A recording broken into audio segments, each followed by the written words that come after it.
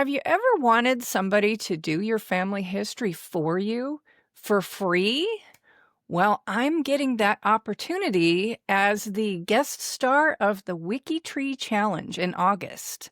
So stay tuned, and we're going to talk with Eowyn Langholf, who is the WikiTree forest elf coordinating all of this. And we have a great interview with her, so stay tuned, and we'll be right back with that. This is the Branching Out Genealogy Podcast, your go-to guide for family history news, tips, tech, and tea. Here are your hosts, Elizabeth Swanee O'Neill and Tami Osmer Mize. Welcome, everyone, to the Branching Out Genealogy Podcast, now with video. And I'd love to say new and improved with video, but I'm not sure that adding video actually improved it. But if you are curious to see what a couple of old ladies look like, head over to YouTube and check out the video. This is our first time on video. It's a little bit weird. So let's start off with what we're working on. Sounds good. You want me to go first here? Yours is a little more interesting than mine, so why don't you go after me? Okay, I'll follow up. Go ahead. What are you working on, Elizabeth? What am I working on? I am working on some DAR application. I know in our last episode we talked about your DAR application specifically, and I am working on that. And I'm working on the one of another lady who lives here locally and wants to join. My daughter is a member. She became a member last year after she turned 18, and so she's been a member for almost a year.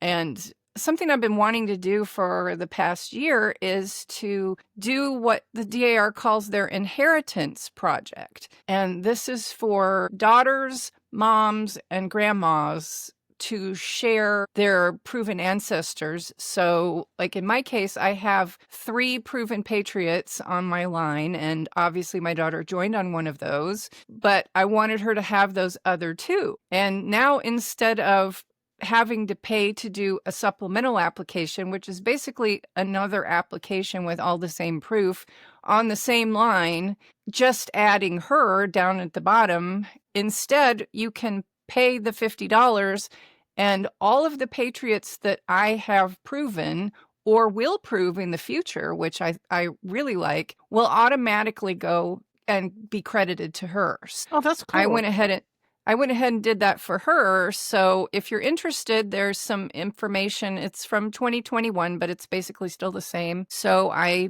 paid the $50 and waited a little bit. And at first I couldn't find it. So if you're a DAR member and you do this, you need to kind of scroll down, and there's a section in the GRS that's purple. And under that will be the inherited patriots.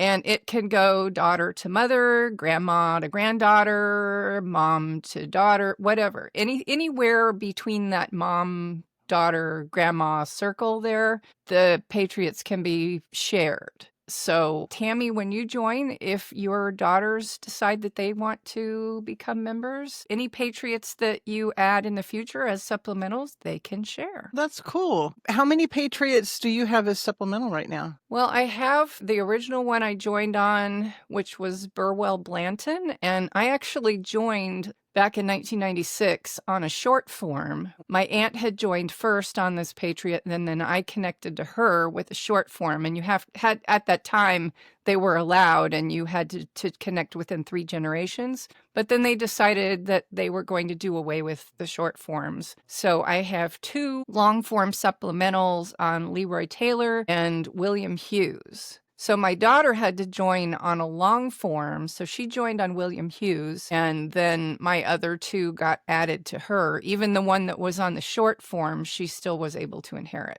That's really cool, though, that they're making it more accessible for next generations. I really like that. Yeah, the only drawback is that when she grows up and has kids, if she has a daughter, they can't use any of those inherited ones. They will have to reprove those. Huh.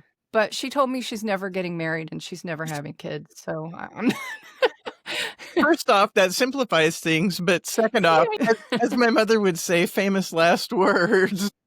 Yeah, when I was 19, my plan was to live in Paris and be a concert violinist, and yet here I am. So Here you Things are. don't always work out. Choices. All right. So, Tami, why don't you tell us what you've been working on? Well, as always, in my extra time for my own genealogy research, I'm working on my direct line great grandfather back several generations, Milo Allen, who was born in New York somewhere and then lived in Ohio. I just keep collecting data, thanks to especially to family searches, AI full text search. I've found lots of deed records, wills, but it's all just additional information, and there's no moment in there yet. There's no mention of who his parents were. So I'm still just collecting the fans. I'm collecting all the land data, the tax records, and trying to analyze it. And just realized I was buried in data. So I've been trying to take the data and make it into a more visual so that I can imagine here are these families related to these families and where they are and everything. So for example, this is not my board, but it's very similar. I've got a gigantic piece of cardboard that I am pinning up family trees and groups, and I'm just getting it started. So I don't really have anything decent to show you for that. A murder board. So I am showing you a sample of a murder board, which is kind of, except I don't have any of the little outline photos on mine, but what I'm going for is have all of these families that I know are somehow tied to him. So I'm kind of hoping that when I can visualize the location and the relationships, I'm just hoping that maybe it will help tie some of this data all together better for me. So that is what I am working on currently. And like I said, still Milo Allen, and keeps it interesting, I suppose. I see a case study in your future. I got to pull it all together first. All right. Well, now that we got that out of the way, let's move on to our main segment today, which is our interview with Eowyn Langholf. I can't even speak. Langholf. Langholf. Thank you. Sorry, Eowyn. So we're going to take a quick break here and hear a word from our sponsor. And when we come back, we'll be chatting with Eowyn. The Branching Out podcast is pleased to be sponsored by Vivid Pics. Vivid Pics offers a full range of products and services to help you preserve and share your cherished family photos and memories. So Elizabeth has been invited to be the guest star for the August 2025 WikiTree Challenge. To give us a behind-the-scenes look at what this challenge is all about, we are thrilled to welcome Eowyn Langholf, the Forest Elf and Community Manager at WikiTree and Executive Assistant for the International Institute of Genealogical Studies. Eowyn has been instrumental in organizing the challenge for WikiTree and working closely with the guest stars and volunteer researchers. Welcome, Eowyn. Thank you. So excited to be here. We've got lots of questions for you to learn about the challenge and about WikiTree and about you. Questions. Just to start out, what drew you to genealogy and family history research to begin with? I know that it's got to be big for you with all that you're into. It just has all sort of happened. I wish I could say I planned this all, but I really didn't. When I was about 14, my mom volunteered at what is now the Family Search Centers. She volunteered at that here in Albuquerque, and one summer she just started taking me along with her, and I just was obsessive about filling out pedigree charts and family group sheets. Even though they were already filled out, I would do them again, and just microfiche I thought was fun. And I had a grandfather who was really into genealogy, and they just sort of rubbed off, and I always kind of had this interest in where I came from. I'm also adopted, so I have kind of a twofold, it's like where I came from the family I know, and then where I came from, like, genetically, and so. It's kind of fun. You got all these bonus lines to research. I know, there's so many. It's never a dull genealogy moment. Yeah, I've been really blessed with DNA testing, find people who've helped me be able to research my biological stuff. So how did you get involved with WikiTree, and when? It's been a while. I'll have my 12-year WikiTree working anniversary next month, so it has been a long time. I don't even remember how I found WikiTree, to be honest, but I remember I joined, and it was back when the staff would create your account for you and then send you an invite. So Tami was actually the staff member who created my account for me and sent me an invite. And I didn't know anything about wikis at the time. That was, I think, 2012. So like all of a sudden I just had this thing and I had no idea what to do with it. So I didn't do anything with it because I didn't know. A year later, I was doing some other genealogy stuff and I just remembered, oh yeah, there was that site WikiTree. And I went back and it had changed a lot. There was more activity. And I kind of stumbled into the community part of it and was like, there's like stuff to do here. And so it just clicked for me then. And I just started getting involved. And a few months later, I became a project leader. And I think it was the month after that, I became a team member. So yeah. I've just been doing that since then. How long have they been having the challenges, and how have those events sort of evolved? The WikiTree challenge or the other challenges that we have? Any of them? I mean, since I've been there, they have all of these I know all of these wonderful activities and challenges and events, and I guess particularly the WikiTree challenge that Elizabeth's going to be involved in. I think we started kind of doing challenges. I think the Source-a-thon was kind of the first big one that we did. I want to say we did that like 2016, 2017. And from that, we started doing connect-a-thons where we're just trying to add and grow the tree. The Source-a-thon, obviously, we're trying to add more sources to profiles that don't have them. And then projects, we have projects on WikiTree for different topics and different themes. They started doing little challenges for their projects. And that just developed. We have bio builder challenges, source reading challenges, connecting challenges. We have like celebrate your ancestor and improve their profile challenges. We have just a lot of different stuff. But then back in 2021, we were just kind of talking, I guess it would be 2020. We were talking about how there still weren't the amount of people talking about WikiTree that we thought would be talking about WikiTree. And so we thought one of the keys to that was to get more professional and well-known genealogists engaged and interested in understanding what WikiTree is about. So we came up with this idea for the WikiTree challenge, which our goal was just to go as far back with their trees as we could. So we started with whatever they gave us, and then we just pushed back as far as possible. We tried to find interesting stories, and that was kind of the idea, was like, here, like, we'll do a week of free research for you. You can kind of understand how WikiTree works. Like, let's see what we can find for you. Like, you're a professional genealogist. Can we find anything at all? We weren't even sure people would say yes, because it's like, professional genealogists, we want to know everything we're doing. But yeah, so that's kind of where that started, was just how can we get more people interested in understanding what WikiTree is about. Well, I guess I kind of jumped ahead. You mentioned that you want to get more people to understand what WikiTree is and get involved in it, and I guess I come at it knowing all that myself. Yeah. So go ahead and talk about what WikiTree is and what sets it apart from other genealogy websites and databases and that sort of thing. So WikiTree is a growing online community that's basically working to grow one global family tree that's completely free and accessible to anybody. Chris Whitten started it in 2008. He started with the intention of growing it slow and steady so that it could stay as accurate as possible instead of just mega amounts of profiles and duplicates, which we still have that, but not to the extent because it's just grown slowly. So the idea is, it's similar to like Genie and Family Search, the whole global tree concept, where there's one profile per person that ever lived.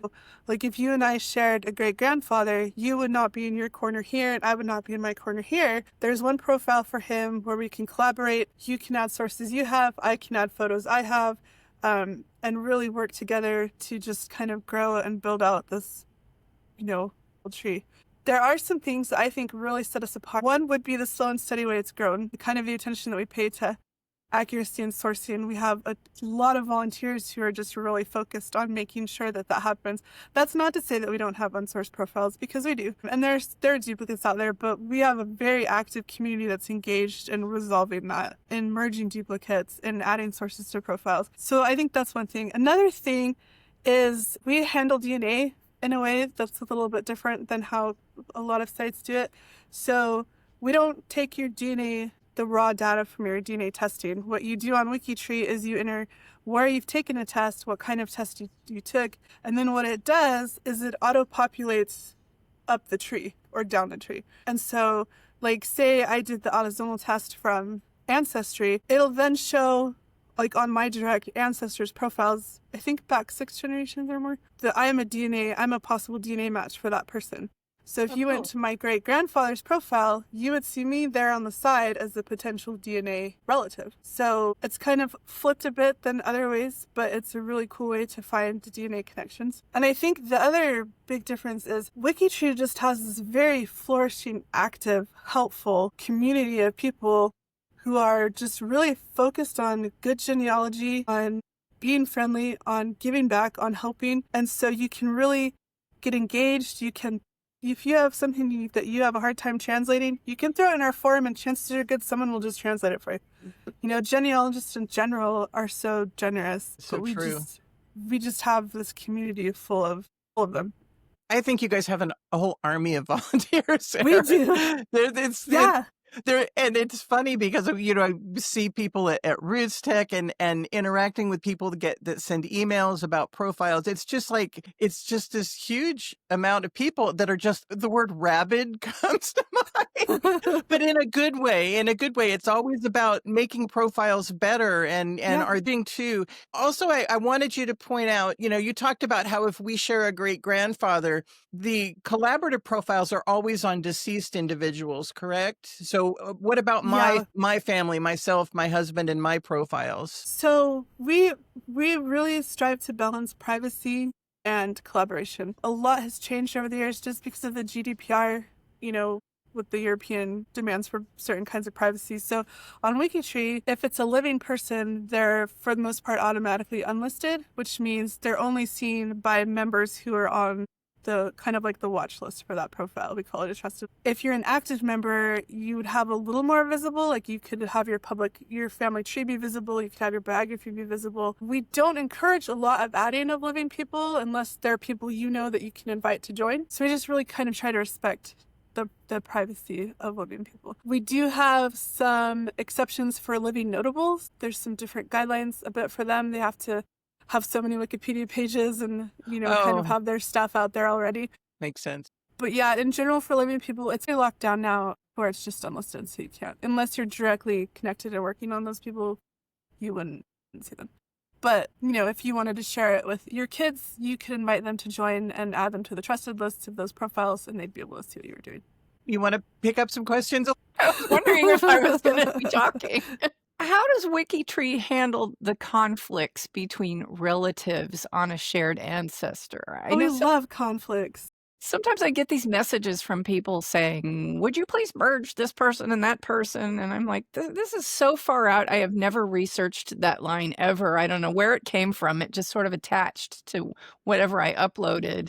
Why am I doing this and what am I supposed to do about it? Well, if you're getting an email, then somewhere on that profile, you're either the profile manager or you're on the trusted list for it. Basically, if someone finds a duplicate profile, they can do what's called a merge request.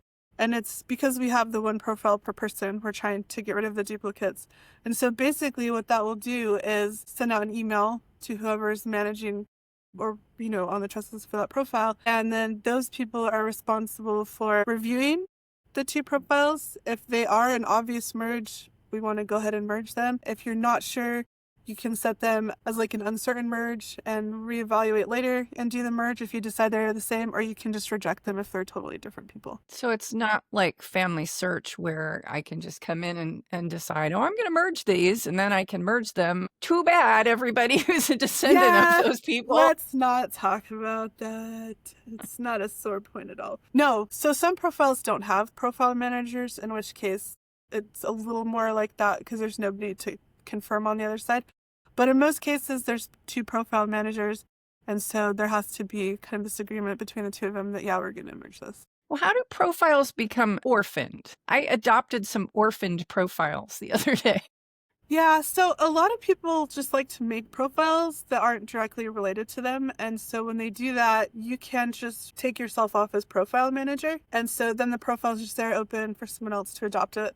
Like if a family member came along and wanted to adopt it, or someone else wanted to adopt it and work on it, they can. But we have what's called a watch list, and it's all the profiles that you manage you're on the trusted list for. And we try to ask members to keep that around 5,000. And so, you know, if you're someone who's actively just adding a lot of profiles, like we have people who really like to add notable people, but they don't necessarily want to manage them. They just want to add their profile to WikiTree. And so when they're done, then they would just take themselves off as manager. and then it's there for the next person to work on. Sounds a little bit like Find a Grave, people adding graves rapidly. Not for people who died the same day. Yeah. Not, Yeah, no, not like rabid, that. but not that rabid. Okay. No. Well, it's just people, this is their retirement hobby, and so they just, they want to add and grow, or they're working on. We have a ton of one place studies and one name studies, so people are adding, profiles for that they may not necessarily want to manage, but they want to get them onto the tree. So there's a lot of different things like that go on. I think one of the things I really like about the WikiTree profiles versus some of the other one profile trees that are out there is that you've got that whole big biography box in the bottom. And so if you do merge two people and there's some differing information, that can be addressed in there. You can go in and write, well, this one document said he was born in New York, but this document says he was born in Ohio. And, you can address those things and it doesn't have to be resolved. It can. No, it can sit on the profile until there's like a definitive source or something like that. And we encourage people to add a research notes section where they can put exactly what you were just saying. Here's two things, I don't know which one is right. Sometimes when we have two members who are kind of battling it out, we encourage them to go post in our forum and let other members who are knowledgeable on that family or topic come and take a look and say like, no, this is the right source, like this is the right one. And if all that fails, we have a conflict escalation process that people can kind of get worked through. We have mentors and mediators who are there to kind of help try and resolve those situations, which most of the time it does. A lot of times we're just able to come to a good conclusion. And if not, then we handle it from there. Well, maybe we should talk a little more about the challenge that's coming up. Specifically, Elizabeth's challenge. Well, one question that sort of went through my mind when I was invited was, how do you pick these guest stars? What are the qualifications and what makes somebody a good candidate? Well, I mean, why me is, I guess, what I'm asking. Because I like you. Because we're buddies. We're buddies. No, well, I mean, partly that is true because I am aware of you. A lot of times I look for people who are also active on social media because the idea is, yes, we want to help you. We want to give you a free week of research, but also we want you to talk about us and, to still get people talking about WikiTree. So I look for people who are potentially going to do that, who have a good social media presence or do something like this, do a podcast. We look for people who are just engaged in general in the genealogy community. Like we had Dave Vance, the new CEO of FTDNA, so we try and get people at top levels interested in WikiTree so it kind of trickles down. So yeah, there's a variety. There's a variety of things I look at. So what happens behind the scenes? So once you announce that you're going to be working with XYZ guest star, how do you prepare that volunteer team to get ready to research? What happens? So we start looking at locations and surnames and things like that and start connecting with projects. So say you had a lot of English lines, we would connect with the England project and encourage them to come and help research your lines. I think you already had quite a bit on WikiTree, right? If I remember correctly. I did, but most of my stuff is unsourced because I had to keep it kind of quiet while I was working on my portfolio. So people are going to look at it and go, how the heck did she get? They're going to add sources. She knows nothing. How is she a certified genealogist? No, I have sources. I couldn't really share them. And I kept some people off the tree that I was working with in my portfolio. So, yeah. But now it's open and you're happy to share? Now, yes. It's a free-for-all now. Now it's free-for-all. Let's go, team. We don't want to reveal anything that you don't want revealed. Can anyone participate in the challenge? Can I go in and work on her family tree? Yes, please. Yes, if you behave yourself. Yeah, so you have to be a member of WikiTree, obviously. But even then, we've had people outside of WikiTree who have helped with different things, DNA or translations, and we've drawn in a lot of people to WikiTree through the WikiTree challenge. Like Liz Kessler, for example, is now one of our very active WikiTree challenge participants. He helps a lot with Jewish research. But basically, we just try and figure out where we can be researching, try and connect with the groups that would be able to help a lot with that. Sometimes we have guest stars who have never been on WikiTree, so we work with them to get at least a few generations added so that we have some place to start from. And then, yeah, we just keep them excited and ready to go. So, what kind of tools and resources do the WikiTree volunteers use the most during the challenge week? I mean, are they looking at other WikiTree profiles or ancestry or something Yeah, else? so they're going to be building off what's already there. With this year, we are doing things a little bit different. I mentioned when we first started doing the challenge, we just went straight back and we were trying to go back as far as we could, see if we could break brick walls, how many of them we could break. Now we go out 7 degrees in any direction. So we're basically building a tree out 7 degrees and adding as much as we can in all the directions. We use, what's on WikiTree.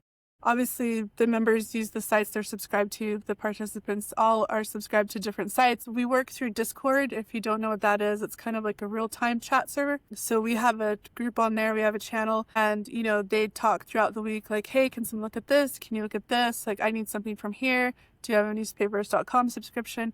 So it's a very collaborative effort of using tools. We also have some great apps that developers have made. One is called WikiTree Sourcer, which helps pull sources from a bunch of different websites. Yeah, so they just use a lot of different things like that are available. I think the biggest tool they have for it is collaboration, being able to say like, hey, who does French ancestry? Like, can you look at this profile? Or I can do German. I'll do this over here. It's really fun to kind of watch in the group. I've learned a lot about genealogy in different countries, just watching them kind of try to puzzle out a brick wall. But anybody who wants to join a challenge can. We put out the post in our G2G forum a little bit ahead of time and just encourage people to join up. We have a pretty core group that does every single one of them, and then we always get some new people. A lot of it depends on locations or surnames. Someone's like, oh my gosh, I know Italy stuff, I can help with this time. You mentioned the G2G forum. I'd really like you to talk a little bit about that, because not everybody wants to go to Discord, but the G2G, genealogist to genealogist, that's always a great place to get help too. Oh yeah. Again, we just have this community of amazingly helpful people. So we have a forum. It's, as Tami said, it's called the G2G forum, genealogist to genealogist.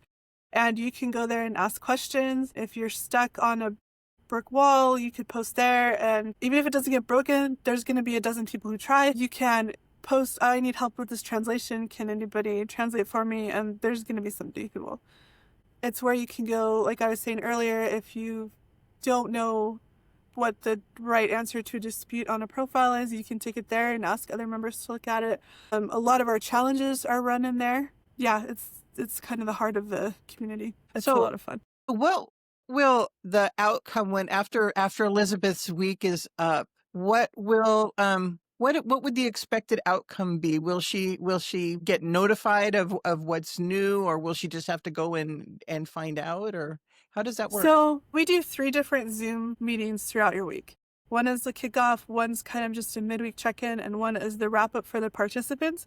You are welcome to come to any of those, and they'll be talking about things they're working on, and you can kind of see what they're doing and where they're at.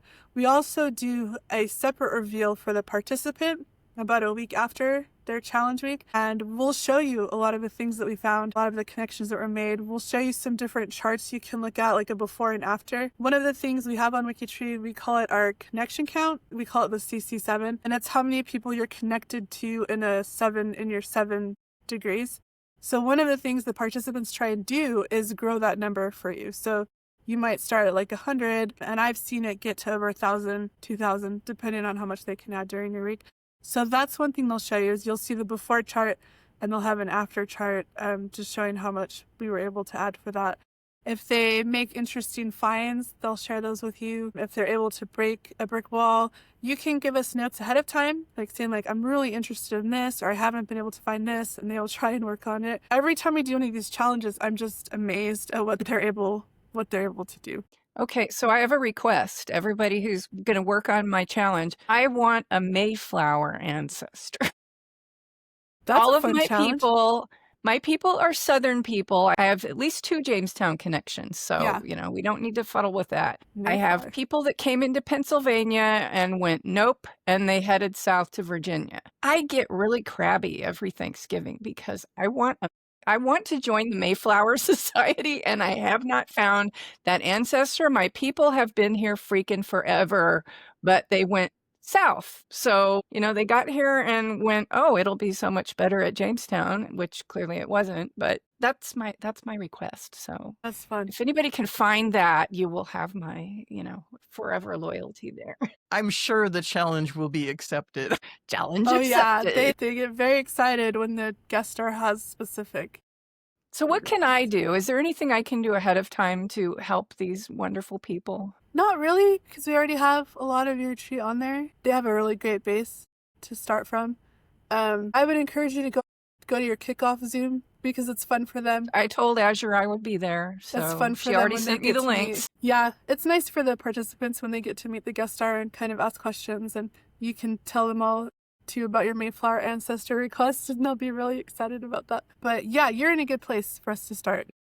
I'm curious, though, what motivates people to participate in something this intensive? I mean, why would you take yourself away from rapidly researching your own family history into some stranger that you may have never heard of's Really? ancestry? That's a question for you? Sometimes it's so much fun, Yeah, we love rabbit holes, for one. We're very easily distracted by things. And you'll hear WikiTreeers just laughing a lot about how we're always working on other people's, for a variety of reasons, not just the WikiTree challenge. I think, again, it just comes back to, one, genealogists in general are just generous with their knowledge and their time. And two, I think there's kind of a thrill in doing research for a well-known professional genealogist, just to kind of see what you can do for them. And three, they're just a community that loves doing genealogy. Like they're just excited to do it. We just had our Connect-a-thon this weekend. We had over 600 people who participated in 72 hours. We added almost 80,000 new profiles to the tree. They just love doing this stuff. How many profiles are on the tree now? We're like 42.5 million. Oh my gosh. Yeah, so we don't come close in numbers to Family Search or Genie, but I think that's to our benefit because, like I was saying, when Chris kind of designed it, it was to just steadily grow over time and not rush and have too many duplicates or kind of a big mess. And so I think we grow pretty steadily for over the last 12 or 13 years. Well, it's nice to know too, though, that of those 42 million, that hopefully that's single profiles. You don't have a lot of duplications, or at least that's the goal, right? That's the goal, and we have an arborist project. Their whole goal is to find duplicates and merge them. The way we changed the way you upload GEDCOMs, I think, has helped to eliminate a lot of the duplicates that we were getting before. So yeah, I'm 100% comfortable saying we are the most accurate one family tree, just because of the way it's slowly grown, the focus on sourcing and accuracy, and this community of people that just works really hard to make it that way. So what are your hopes for the future of WikiTree and specifically the WikiTree Challenge? Do you have anything new in the works, or? It kind of tweaks a little bit every year. We kind of take a different approach to it. I don't know what it'll be next year. It's a little early in the year for us to kind of focus on that. I like what we're doing now. It's kind of a fun approach, going out the 7 degrees. That has seemed to work pretty well. I just hope we can keep, kind of introducing WikiTree to more people, showing them the benefits of it. We have so many of our guest stars just have grown to love WikiTree because of the WikiTree Challenge, and we're still reaping the benefits of that in different ways. And so I hope kind of just building relationships that way. That's kind of my goal with the challenge, is to see more of that. Hopefully we'll be the go-to one family tree. If somebody wants to be a guest star in the future, should they contact you or wait for you to reach out to them? They can message. I cannot promise that they will be a guest star, but I'm happy to chat and see. And what would you recommend that guests do in preparation for being on the challenge, besides join WikiTree?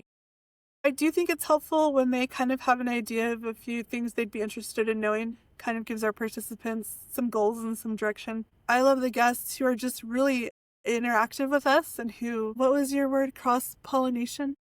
I think so, yeah. We're like little flowers. Little flowers. I enjoy the cross-pollination.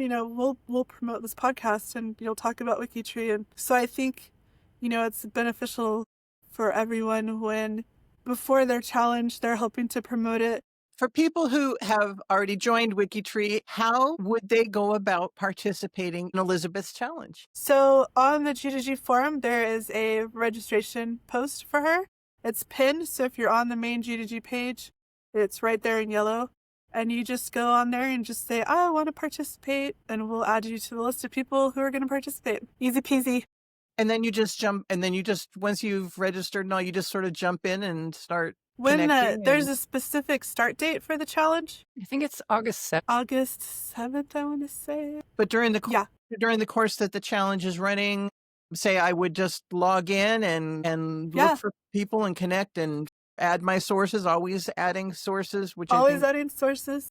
Yeah, in the G2G post, you can comment there and say what you're working on. Like, hey, I'm working on this profile. That happens a lot also in the Discord channel. You know, there's a lot of like, I'm working on this. Or if somebody finds a line that they don't want to work on right then, they'll throw it in Discord and say like, hey, here's another line, or here's the family, if anybody wants to add. Story of my family history. Nope, not working on you. Throw it back. Yeah, throw it back. So we just throw it in Discord and somebody will pick it up and run with it. But yeah, it's, you know, you have enough for us to start with that I think everybody will be able to find their little niche place to work on, and it's going to be fun. I can't wait to find out what they find. I guess just to wrap things up, what has been your most rewarding experience working as part of WikiTree, as either a user or as the community manager? Either way, it's the community. I love WikiTreeers. They just have my heart. No, that's not to say that we haven't had problem members over time, but the majority of them are just fun, friendly, giving people, and it's just a delight for me to be able to engage with them and to plan fun events for them and to just get to be a little part of what they're doing. The thing that sets WikiTree apart from just about anywhere. It's just such a wonderful community of people. I don't think any of the other online trees have a community around them. They have the tree and you can go and do your thing on there, but the interaction and community that's so important. I think that's awesome. Yeah, and if you're going to join WikiTree, if you're new to it, that's my biggest encouragement is find our forum and start engaging there. Find a project that fits your interests and jump in there. The projects are there to help you get situated. We have new member Zooms that you can watch. So just don't be afraid to jump in. We understand people make mistakes. It's a wiki. We can fix just about anything. And if somebody's listening to this right now and they decide, hey, I've never used WikiTree, I want to sign up, what should they do? Just go to wikitree.com and join. It'll take 2 seconds. You'll be greeted by an actual person. You'll get an email from an actual person. We have a greeters project on WikiTree, and that's what they do is they greet every person that joins. So they go around the clock. Yeah, it's a heck of a community, that's for sure. Is there anything else you want to share that we haven't covered? No, I think we covered a lot. But we're just excited to have you. Like, we're thrilled to have you come be a guest star, and I'm excited to see what we can find for you and be able to share that. Mayflower ancestor. It's going to happen. We're going to do it. Yeah, and everything they find gets added to WikiTree. So you'll be able to see everything there. Anybody will be able to come and see what was added. Sometimes when they find an interesting topic, they make a free space page for it, like for a church that's in your family or for different things. Or we have people who really like transcribing wills, so they will do that on a free space page for you. Cool. Well, thank you very much, Eowyn, for coming on the show and being our guinea pig on video. So Pleasure. I have a bookcase growing out of my head here. You too. On occasion, it comes, it goes. So I can't wait. I will be there on August 7th to see what's going to happen. And I can't wait to find out what they learn. It's going to be good. All right. Well, welcome back. I'm really excited to find out what the WikiTreeers are going to find for me. And as I mentioned in that interview, Mayflower ancestor. That is what I want. All right, so let's move on to what's happening. Last night I mentioned this story to my husband, and I'm pretty sure I broke his brain. It was recently announced that 8 babies have been born with an experimental 3-parent IVF technique. So As if family history wasn't complicated enough already, 8 healthy babies have been born in Great Britain with the help of an experimental technique that uses DNA from 3 people to help mothers avoid passing devastating rare diseases to their children. This is for IVF. You can see in that picture that they are working on the little egg there. And basically, this method means that the embryo has DNA from 3 people in it. So we've got the mother's egg, the father's sperm, and then a donor's mitochondrial DNA. So they have pulled out the bad stuff and they filled it in with the donor's good stuff. Now we have DNA from 3 people. To do this, it required a change in law in the United Kingdom. So this happened back in 2016. And it's also allowed in Australia, but not very many other countries, including the United States and also in Canada. So in the UK, every couple who wants to use this method and have their baby born with donated mitochondria has to be approved by the country's fertility regulator. So as of this month, 35 patients have been authorized to undergo this technique. So basically, we've got 35 more babies coming with 3 DNA donors. So this is what broke my husband's brain. He's an engineer, and so he's very analytical, and I could see in his head he's trying to figure out, now, how am I going to record this? Which brings me to my next point, which is you makers of genealogy database software, you're going to have to make some updates. I mean, we've already got some ways to handle what we might call non-traditional families. Now they're even more complicated because we may have the DNA from 3 different people in there. So, Wow. you better figure out how we're going to record these genetic parents in our future databases.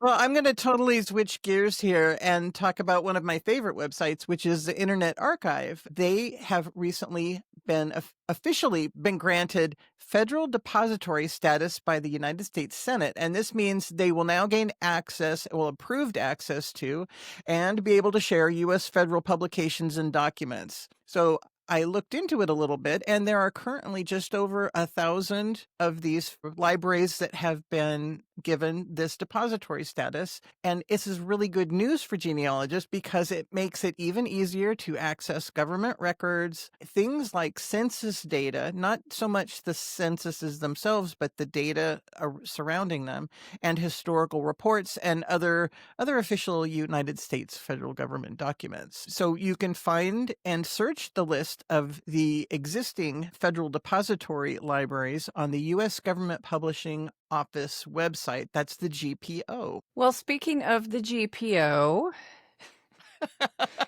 Smooth. Yep. Government Publishing Office, they just announced that the GPO is going to make these Supreme Court cases available online back to the 18th century. So the U.S. Government Publishing Office has made hundreds of historic volumes of the U.S. Supreme Court cases from 1790 to 1991 now available. And these cases are published in the United States Reports, and you can get them on the GPO's GovInfo website, which is a one-stop site for authentic published information for all 3 branches of the federal government. Some of the cases that you can find there are Brown versus the Board of Education, Miranda versus Arizona, Marbury versus Madison. I spent a little time playing with this, not this, but the actual website that has the cases. And basically, I couldn't find a way to search like on a name. So basically, you had to open up, you need to know when this case was that you were looking for. It's helpful if you have a specific case in mind. So you need to know when it happened, what term, and then you open up, like you're opening up the book. It'll be a text version of the book. You open it up and then it will list all the cases that were heard during that term. And then you can click on that case and you can read a summary of it. And then you can also access the publication with that case in it. And, this is great that they're all in one place like that on the GPA website, but you can find these in other places online. So, like Tami was saying, these are going to be available on Internet Archive. I've found them just doing random Google searches, and various legal websites may have a case that you can pull up there. Some of them are just the text versions, which is somebody typed it onto a website. Others have like a PDF image copy of the page from the book. This one, it's a great website. It's a little more cumbersome to search unless you know exactly what you're looking for. It's nice to have it all right there, I guess is what I'm saying. But it's not the only place that you can get these cases. So, Tami, you've got something fun to share. I do. So this past week, the website Storied added a neat feature in their database of U.S. World War I draft registration cards from 1917 to 1918. And it was free to use for the week. And if you have an account there, you can still go in and use this. You can search through their database of those draft registration cards from World War I. And when you pull up the image over on the right side, there's a button that says Create a Story. And it appears over in the detail panel, and you just click it, and it takes the information from the draft card. And of course, using artificial intelligence, it creates a short biography of that individual based on the information that's in the card. And also, because it's AI, it adds in some historical significance, which is actually can be very helpful. On the card one of the cards that I ran this sample thing on, and I don't have it here to show, I wish I did. The gentleman had written that he lived in Tarndale X Road. I knew the town that it was in, but I didn't know that location. And their AI had translated that into Turndale Crossroads, and then proceeded to say which is now the area of, and gave the new area according to today's map. So that was kind of cool that it took that historical information and turned it into something that was relatable now. I was really surprised at how well it transcribed the poor handwriting in the scribble scratch on the draft card. It did a really good job. And it also added some interesting local history based on the occupation and the location. So that was really kind of cool. I really appreciate having this starting point when you're going to write an ancestor sketch and you're looking at one document like that. It's kind of like, well, okay, he was born, he died. But letting AI kind of run its course on a little document like this gives you a great jumping off point. I never recommend just running with what AI gives you, but it's a great outline. It's a great place to start. And, I always go back in and rewrite everything in my own voice anyway, but it's nice to have that outline there. So that kind of got me going down a whole rabbit hole. Again. Well, I know that they're not the only ones that are using AI to assist with writing. And of course, MyHeritage has been doing that for quite a while. And so I thought, I haven't tried those out in a while. So I went back over to MyHeritage and I tried out two of their AI offerings. And one was AI Biographer, which was super simple. You can take any profile in your MyHeritage thingy, and there's a button that when you go to that actual person's profile, you can make a bio for it. And here is what it created for my grandfather. Oh, wow. And it was just all real clear. Now, the first part's, your birth, marriage, death, your basic stuff.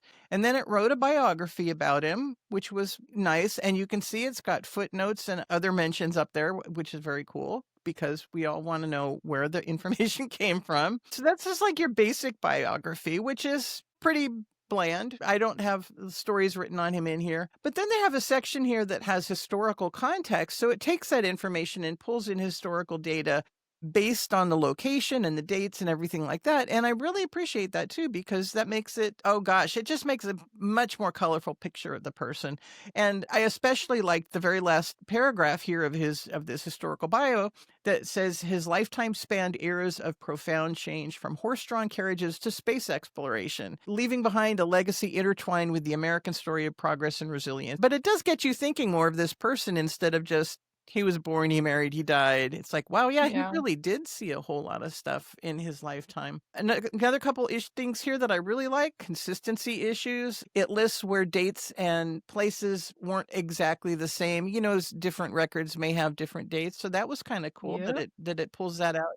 And then you've got your the source citation as to where it pulled the information from. I like the AI biographer a lot. I think it's a really great addition and something that can be very helpful to us. We're only touching on it because there's so many ways to write biographies with AI. But since I was talking about MyHeritage, I wanted to talk a little bit about the other one, which is Deep Story. And I know people have a lot of mixed feelings about that, and I have to add myself in that camp. I created one with my dad, about my dad, I should say. And let's see, let's pop him up there. So this is my dad, and they sort of touched up the photo, which gave him those little white flecks all over it. It had been a little blurry, but anyhow, I hadn't taken the time to use a really clean photo because I just wanted to see what would happen when I did this. And it has pros and cons. So I'm going to go ahead and play a little bit from the end part of this. This is one of the pros.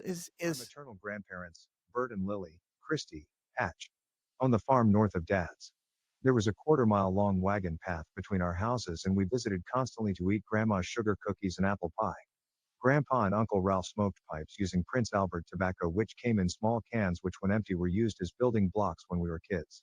Every spring we tapped the sugar maples that lined the wagon path between our houses and hung wooden buckets to catch the sap. Grandpa used to stay all night at the sugar house to keep the fires going to evaporate the sap. So that's just a little thing about him talking about his grandparents and the home between there and all. And the original picture was just him smiling, which was nice. And it was a little disconcerting to me because that's not his actual voice. So I kind of had to roll with it, accepting that he was telling, those were his stories. Those were his words from a history he'd written of himself. The problem I had with this was, earlier in the video, which I'm not going to play because it just bugged me too much. He talks about growing up and his sister and his brother. And it was a cute story about his sister throwing a trombone at him and breaking his tooth. But he also talked about his brother who developed muscular dystrophy and passed away when he was a teenager. And what really threw me is throughout this discussion of how his brother caught pneumonia and died, he's smiling and happy and smirking, and that really bothered me. But if you're going to use this tool to do a video like this or not, you need to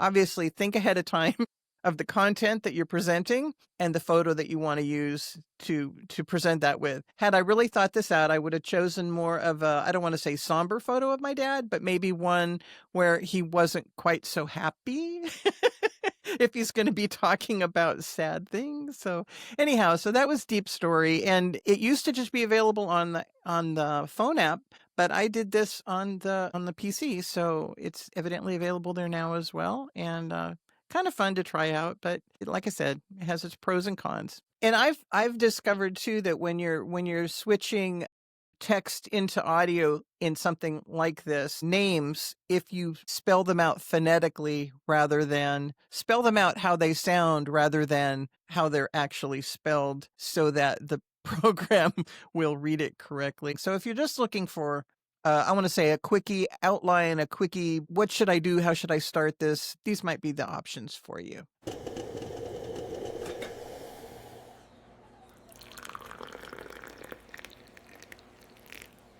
Well, that sound can only mean one thing. It is tea time. Elizabeth, you going to get us started today with some spilled tea? Yes, I'm going to spill the tea, and I wish I'd thought to bring a little china cup, but that didn't occur to me. I have a Stanley. I'm not used to the video. Not quite the same. I know. Yeah, guys, we're sorry. All we can say is we're sorry. All right, so this one hits a little close to home for me. This is a story that came out a few weeks ago about the California digital newspaper collection. And as a Californian, this one really raised my ire. We have what's called the California digital newspaper collection. And if you do California genealogy research, this is something that you would have wanted to use. And UC Riverside is where it was kept, the database, and they had the employees, and you could access historic newspapers from California that you may not have been able to find anywhere else. A few months ago, I started getting these emails. I'm on their subscriber list, and they were saying their funding was getting cut, which, yes, I don't want to get political here, but this is going on in libraries and archives all over the country. So their funding was being cut, and they were asking people to donate.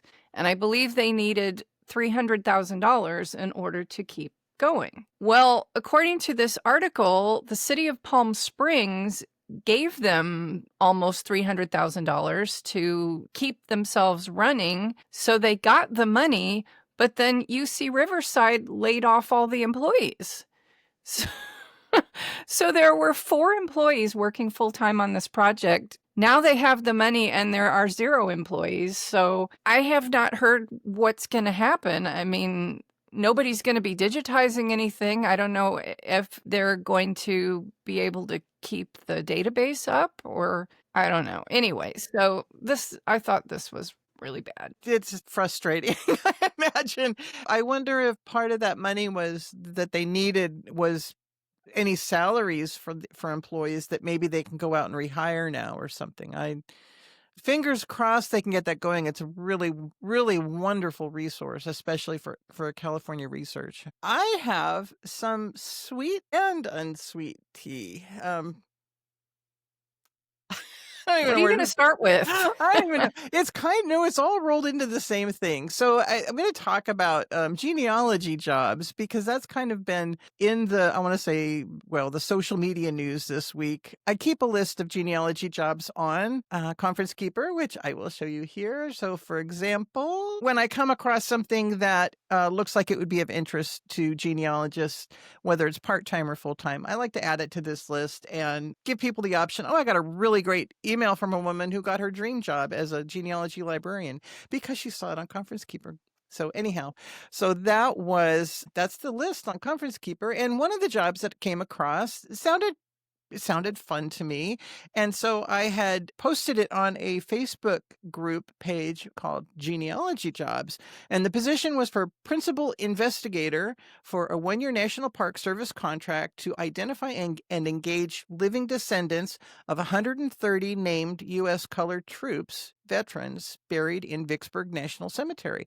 I thought, oh, that sounds really cool. So I posted it. I thought, oh, maybe somebody would be interested in everything. And I didn't dig too deep into it myself because I wasn't going to apply. And oh goodness, the the comments on that post it blew up. It went off the rails. There were some really great comments. So a lot of people pointed out, they went in all directions. Of course, it first started out, a lot of people went political. That's always an option. But then a lot of people went towards the genealogy professional side of it. First off, that the pay they were offering was obscenely low for someone with the qualifications that they were looking for. And people went into possibly how this job posting came about. And I hadn't even considered this, that a company was probably bucking for a contract and trying to beef up their portfolio with resumes from genealogists and that sort of thing. So that's one option as to why it was. Several people pointing out the low pay for the level of education and experience, and it was an unknown company, and it just made it sound sounded like not what I should have posted.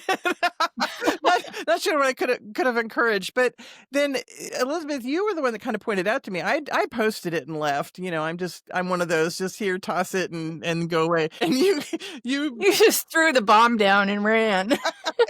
I did. I didn't realize that the fuse was lit. And you pointed that out to me. So I went back and that's where I found out it was blowing up like that. But you also pointed out another job that you shared with me. And it was way worse because it was like a whole website they've built about gamifying research.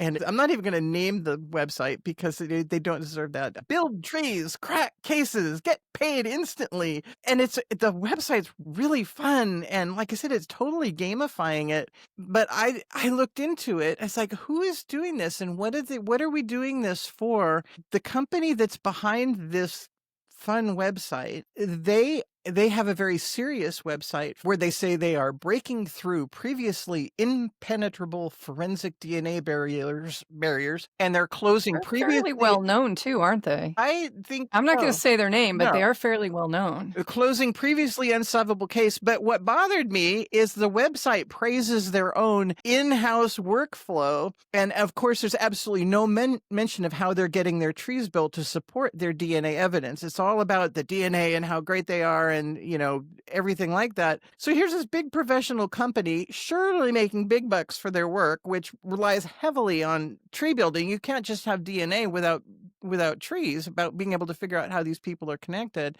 But they're jobbing that out to anyone who wants to play the genealogy game. I don't like to think that I'm a genealogy snob, because I think it's great when people go for it professionally and get their credentials and all. I also know hundreds of genealogists who work at a professional level without having gotten to that point. Professional level just meaning you're citing your sources, you're considering all the opportunities. You're following the BCG guidelines for reasonable and exhaustive searches and everything.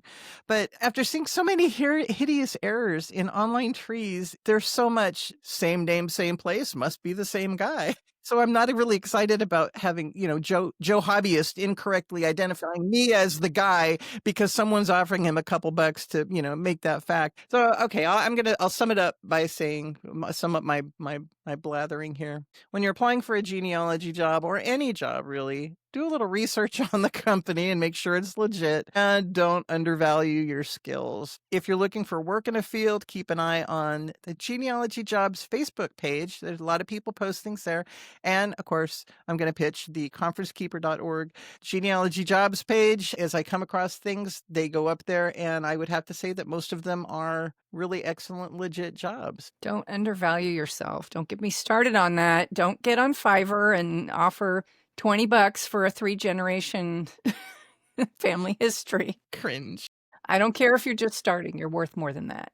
And devaluing yourself devalues the rest of the field. That's true. So that was my soapbox. Thank you. Well, we're so grateful that y'all hung out with us today in our as we're learning the video thing. Thank you for being here. Thank you for listening. I want a big thank you to Eowyn for coming in and talking to us about WikiTree and Elizabeth's big project they've got going on there coming up. Mayflower. Be sure to tune into the big WikiTree reveal on August 20th, 2025 at 5 p.m. Pacific. We'll put the link in the show notes. You can go in and peep Elizabeth's dark family history. We're grateful that you're here. We hope you come back again. If you have any questions or comments, you can reach us via email or use the contact button on our website, which is branching out genealogy .show. branching.out.show. Branching.out.show. And our email is hello@branching.out.show. You're good. Oh, well, thank you. Well, contact us. Let us know what you want to hear us talk about or not talk about, whether we should turn the cameras off Oh, or go back to it. I'm really mean. excited about the camera thing because we can do tech tips and lots of fun online stuff. So I'm looking forward to that. So tune in again. We're glad you're here. Thank you so much. And we'll see you next time. Happy researching. Bye.